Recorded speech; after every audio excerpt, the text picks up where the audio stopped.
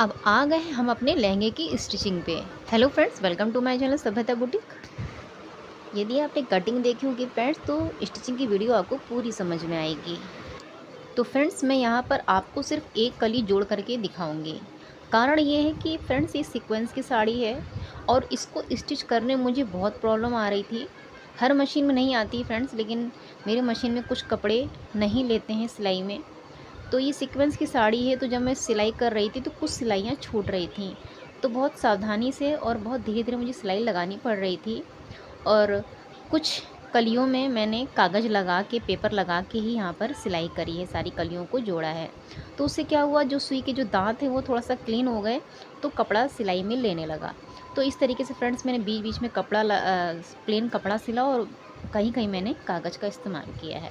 तो इसलिए मैं सिर्फ यहाँ पर आपको एक ही पैनल दिखा पाऊँगी। अब यहाँ पर देखिए फ्रेंड्स, यहाँ पर सिलाई छोड़ रहा है और कुछ जो इसमें बहुत छोटे-छोटे दाने लगे मोती जैसे, तो वो अंदर चले जा रहे हैं सुई से, ठीक है। तो अब देखिए यहाँ पे मैंने पेपर लगा के मैं यहाँ पर स्टिच करूँगी। तो अभी मैंने थोड़ा-सा पेपर कटिंग आपको दिखा दिया लास्ट में। बाकी मैंने लगभग कम से कम 6-7 कलियों में मैंने पेपर लगाया है, बाकी मैंने कहीं-कहीं सिंपल सिलाई किया है। तो इसलिए मैं आपको यहाँ पर सिर्फ एक कली जोड़ करके दिखा देती हूँ। तो एक पैनल फ्रेंड्स मैंने हॉरिजॉन्टल में लिया था, जैसा कि आपको मैंने पहले ही कटिंग बताया था, और एक मैंने वर्टिकल में लिया था। तो इस तरीके से कटिंग हुई थी। तो मुझे लगा था कि शायद नहीं अच्छा लगेगा, लेकिन फ्रेंड्स बनने के बाद बहुत प्यारा लुक ये दे रहा था।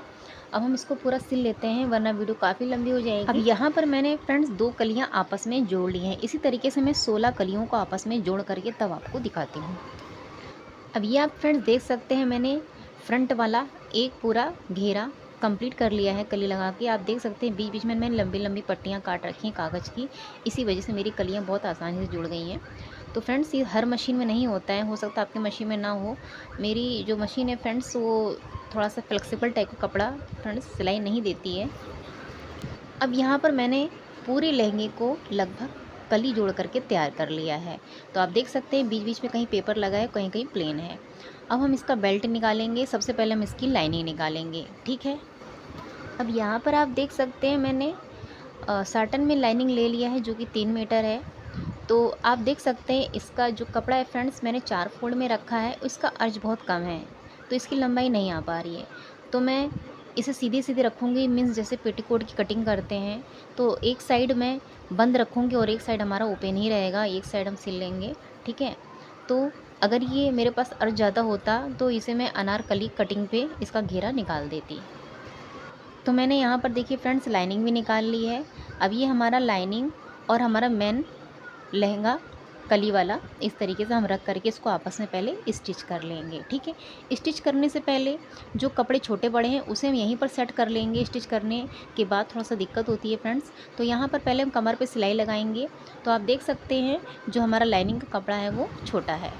तो सबसे पहले हम कमर को आपस में जोड़ लेंगे, ठीक है, ताकि कपड़ा आगे पीछे ना हो। और इसी तरीके से हम बैक वाला पल्ला भी जोड़ लेंगे।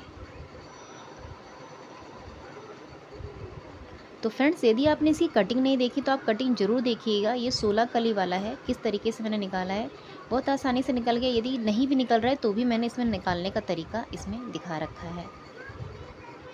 उसके अलावा फ्रेंड्स, साइड सिलने से पहले हमें क्या करना है, ये जो कलियाँ हमारी छोटी बड़ी हैं इसको हमें सेट करना है। तो पहले इसे हम सेट कर लेते हैं, उसके बाद हम साइड की सिलाई लगाएंगे। ये जो बॉटम साइज़ है हमारा, इसे सेट करने के लिए सबसे पहले हमें क्या करना है, देखिए आप देख सकते हैं इसमें एक कली छोटी है तो एक बड़ी, एक छोटी एक बड़ी, इस तरीके से कली आई हैं। क्योंकि फ्रेंड्स मैंने ये पल्लू से निकाला था, तो जितना मुझे कपड़ा मिला उतना मैंने पूरा निकाल लिया था।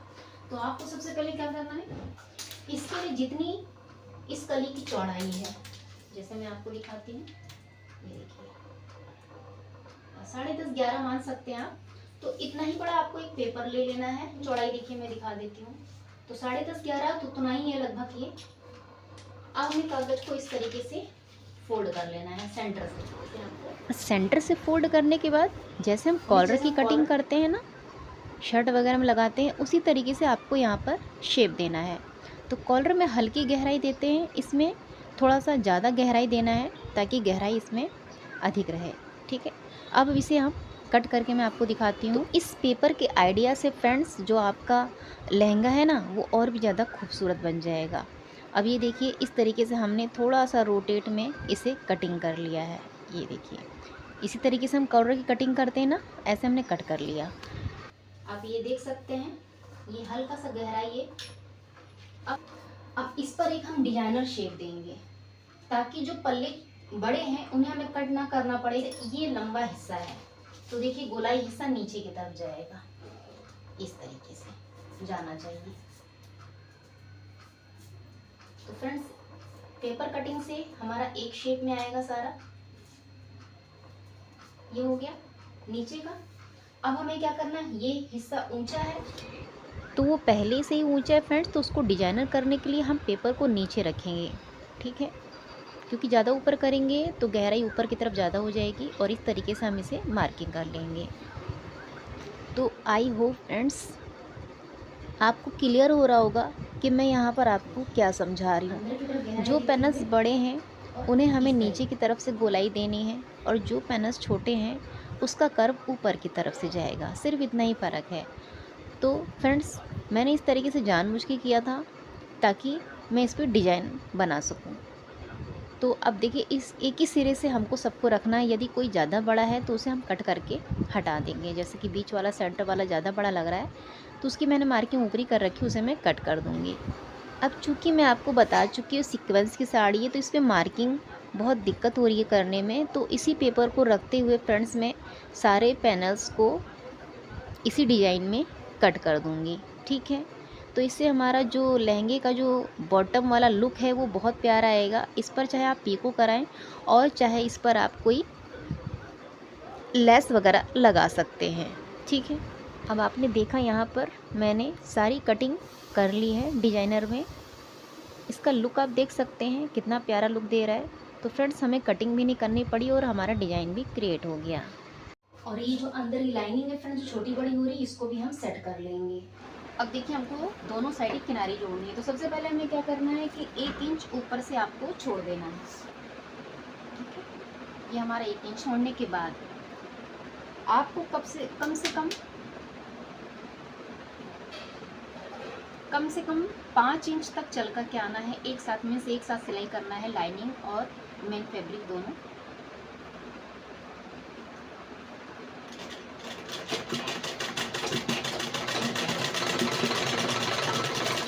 लॉक किया। अब क्या करेंगे, जो मेन फैब्रिक है हमारा उसको हम अंदर की तरफ कर देंगे और जो हमारा लाइनिंग वाला कपड़ा है उसको हम एक साथ लेते हुए पूरी सिलाई यहाँ पर निकाल देंगे।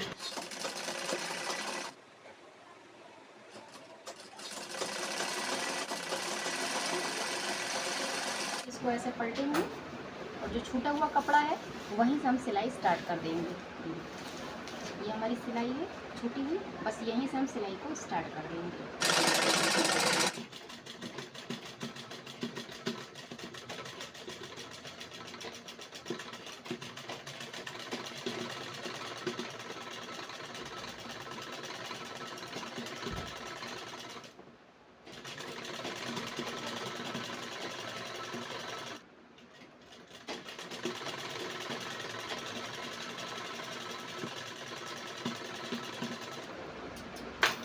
अब इसी तरीके से फ्रेंड्स हमको दूसरा साइड भी ले लेना है। हमने दोनों साइड सिल लिए हैं, ये देखिए, ठीक है, देखिए इस तरीके से। तो लाइनिंग हमेशा आप अलग से ही सिलें, इससे घेर हमारा बहुत अच्छे से बनेगा और कपड़ा फैल पाएगा। अगर हम एक साथ अटैच कर देंगे तो वो इतना सुंदर नहीं लगता है जितना हम अलग अलग दोनों पैनल्स को अलग अलग सिलेंगे, मीन्स मेन फैब्रिक को और लाइनिंग के कपड़े को। अब हमें क्या करना है, इसकी हमको बेल्ट निकालनी है। तो आप देख सकते हैं यहाँ मैंने बेल्ट भी कट कर लिया है। बेल्ट की लंबाई 5 इंच है और चौड़ाई कमर के हिसाब से है। जो हमने स्टार्टिंग में 1 इंच छोड़ा था यहाँ से हम लगाना स्टार्ट करेंगे। तो मैं नारे वाला लहंगा बना रही हूँ, इस पर नारा पड़ेगा। आप इलास्टिक भी इंसर्ट कर सकते हैं। यदि नारे वाला बनाना हो तो जितना भी कमर है उसमें आपको 1 इंच एक्स्ट्रा लेना है ताकि हम आगे की तरफ से फोल्ड कर सकें, ठीक है, जैसा कि आप देख सकते हैं। तो यहीं से हम लगाना स्टार्ट करेंगे बेल्ट को और मैं उल्टे से सामने की तरफ फ्रेंड्स बेल्ट को लगाऊंगी। तो आप चाहे सामने से अंदर की तरफ ले जाएं और चाहे अंदर से आप सामने की तरफ ला सकते हैं। तो लहंगे में बेल्ट अटैच करते समय फ्रेंड्स आपको एक बात का बहुत ख़ास ध्यान रखना है कि जब भी आप बेल्ट अटैच करें तो सेंटर से और दोनों साइड से पिन ज़रूर लगा लें, इससे बेल्ट आपका ओरेब नहीं जाएगा। फ्रेंड्स मैंने पूरी बेल्ट यहाँ पर अटैच कर ली है, ठीक है। देखिए जो हमने मार्जिन छोड़ा था पहले, अब इस मार्जिन को हमें अब तैयार करना है। तो क्या करना है, जो मार्जिन हमारा छूटा हुआ सबसे पहले तो आधा इंच ले करके उस पर हम सिलाई लगा देंगे, ऐसे रखेंगे। अब इस मार्जिन को उठा करके हम इसके ऊपर इस तरीके से रख देंगे। अब यहाँ पर हम सिलाई लगा देंगे, तो इससे फिनिशिंग बहुत अच्छी आती है। पहले आप आधा इंच वाला अंदर से दबा लें, उसके बाद ही आप इस तरीके से इसे रखें। तो यहाँ भी आपको वही चीज़ फॉलो करनी है जैसे पहले हमने बेल्ट लगाते समय फॉलो करी थी, क्योंकि जब बेल्ट फ्रेंड्स पलटते हैं तो भी ओरेब ज़्यादा आता है, ठीक है। इस टाइम ज़्यादा ओरेब आएगा, तो सेंटर सेंटर मिलाते हुए सामने की तरफ आपको आधा इंच फोल्ड करते हुए पिन अप कर देना है सेंटर से और दोनों किनारे से, ठीक है। मीन्स 4 जगह आपको पिन करना है। तो इससे हमारी बेल्ट बिल्कुल भी ओरेब नहीं आती और बहुत प्लेन जो है बेल्ट बन करके आती है। आप हमेशा बेल्ट ऐसे ही लगाया करें। मैं हमेशा फ्रेंड्स ऐसे ही बेल्ट लगाती हूँ, इससे बेल्ट मेरी कभी भी ख़राब नहीं होती और बहुत सीधी सीधी अच्छी सी बेल्ट आती है। कभी कभी क्या होता है, लोग बेल्ट लगाते हैं और बोलते हैं हमसे बेल्ट नहीं लग पाती। आप देख सकते हैं कितनी बराबर बेल्ट आई हुई है। तो इस तरीके से आप करेंगे तो आपकी बेल्ट भी एकदम से बराबर सेट होगी। ज़्यादातर मैंने कई केसों में ये चीज़ सुनी है कि बेल्ट सही से नहीं बैठ पाती है, ओरेब हो जाता है, मुड़ जाता है। तो यही कारण होता है फ्रेंड्स वहाँ पर जो दिक्कत करता है। आप देख सकते हैं कितनी फिनिशिंग से हमारा बेल्ट यहाँ पर बैठ गया। पिनअप करना बहुत ज़रूरी है। सेंटर से कट कर लें, दोनों साइड से कॉर्नर पे कट कर लें। अब इतना करने के बाद फ्रेंड्स मैं घेरा भी यहाँ पर कवर कर लूँगी। मीन्स जो नीचे का बॉटम साइज़ है वो भी मैं आधा इंच का मार्जिन लेते हुए दबा दूँगी, क्योंकि पूरी वीडियो फ्रेंड्स मैं आपको दिखाऊँगी सिलाई की, तो वीडियो बहुत लंबी हो जाएगी। तो इतना फ्रेंड्स मैं सिल लेती हूँ। अब दोनों पल्ले भी हमने आपस में जोड़ लिए हैं। लगभग मेरी पूरी सिलाई यहाँ पर कंप्लीट हो गई है। यहाँ पर आप इसका फाइनल लुक देख सकते हैं। घेरा भी अच्छा खासा आया हुआ है फ्रेंड्स इसमें, और जो डिज़ाइन हमने नीचे क्रिएट की है आपको खुद ही लग रहा होगा कि ये सुंदर लग रहा है। तो इस तरीके से जो लहर वाली डिज़ाइन रहती है वो फ्रेंड्स लहंगे में बहुत सुंदर लगती है नीचे। अब नीचे चाहे आप लेस लगा लें कंट्रास्ट पे, और या फिर आप चाहे पीको कर लें।